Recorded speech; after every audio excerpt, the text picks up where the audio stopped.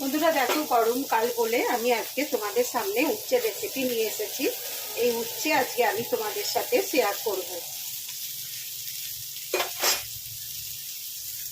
নমস্কার বন্ধুরা, আমি মিতালি রান্নাঘরে আমার বন্ধুদের স্বাগত। আজকে আবার আমি একটি নতুন রেসিপি নিয়ে তোমাদের সামনে হাজির হয়েছি। যদি আমার চ্যানেলে কোনো নতুন বন্ধু হয়ে থাকো, চ্যানেলটিকে সাবস্ক্রাইব করে দিও, পাশে থাকা বেল বাটনটি ক্লিক করে দিও।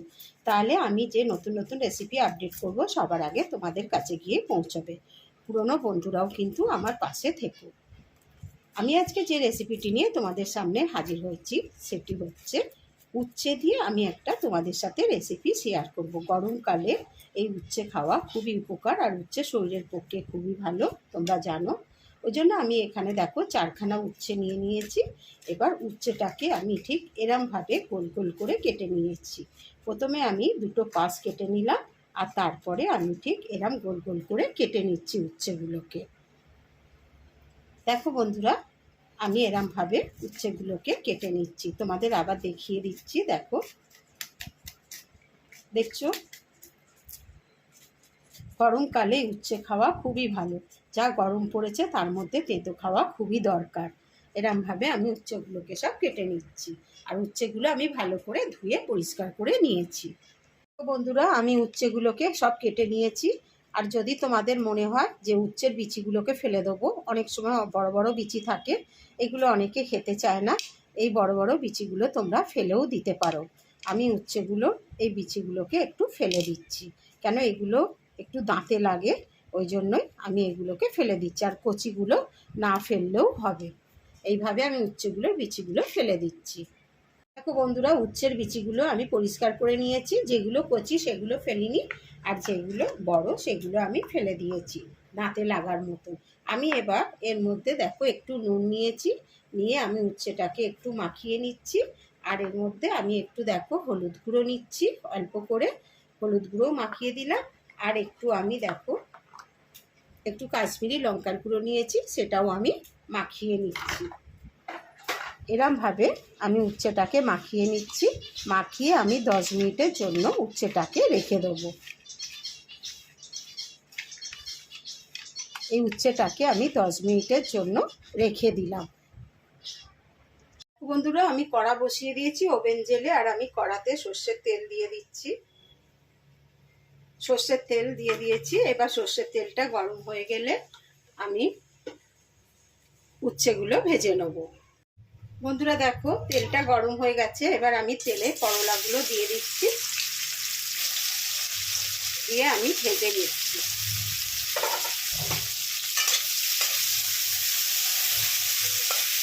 এগুলোকে আমি একটু লাল লাল করে ভেজে নেব।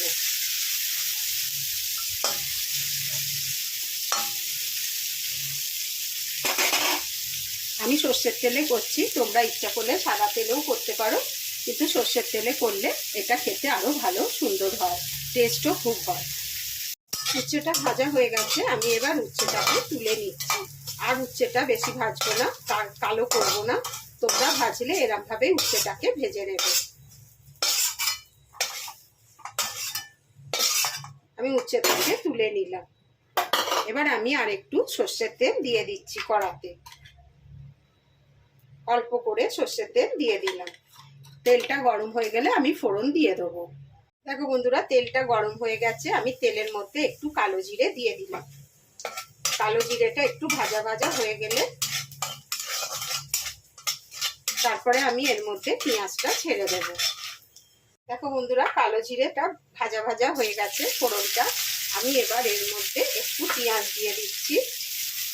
পেঁয়াজটাকে আমি একটু ভেজে নিচ্ছি কড়াতে, তেলের মধ্যে একটু ভালো করে পেঁয়াজটাকে ভেজে নিচ্ছি।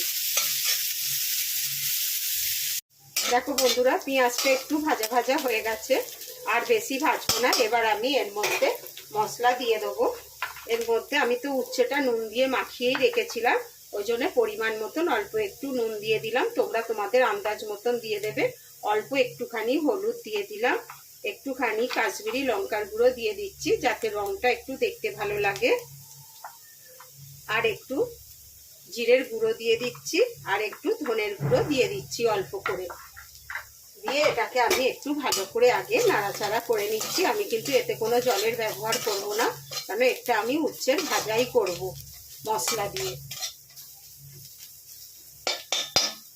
আর এর মধ্যে আমি কিছু টমেটো কুচিয়ে রেখেছিলাম বন্ধুরা, সেই টমেটোগুলো দিয়ে দিচ্ছি। ছোট ছোট করে কেটে রেখেছিলাম, টমেটোটা দিয়ে দিচ্ছি।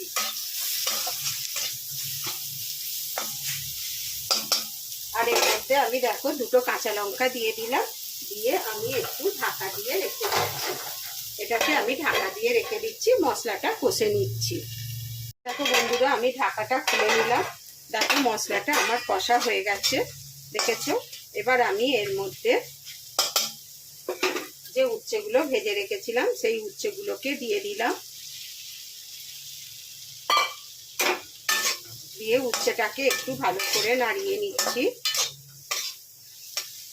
বন্ধুরা, এটা কিন্তু খেতে খুব সুন্দর হয়, জানো তো?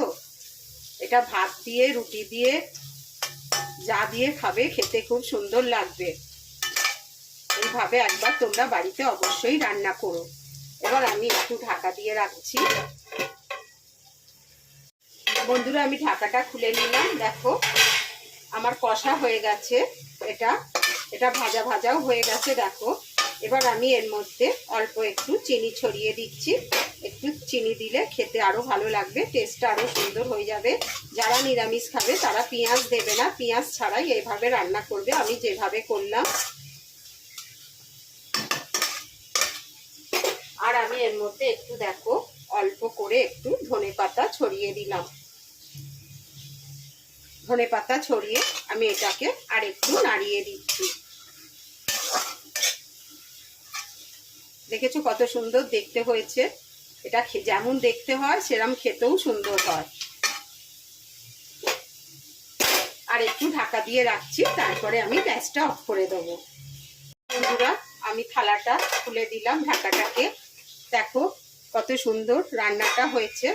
এটা বাচ্চাদেরও দেবে, বাচ্চারাও খেয়ে নেবে, বড়দের দেবে, বড়রাও খেয়ে নেবে। যারা তেতো খায় না, উচ্ছে খেতে চায় না, তারাও এটা খেয়ে নেবে এইভাবে রান্না করে দিলে। দেখো আমি গ্যাসটাকে অফ করে দিলাম। এবার আমি তোমাদের সার্ভ করে দেখাবো।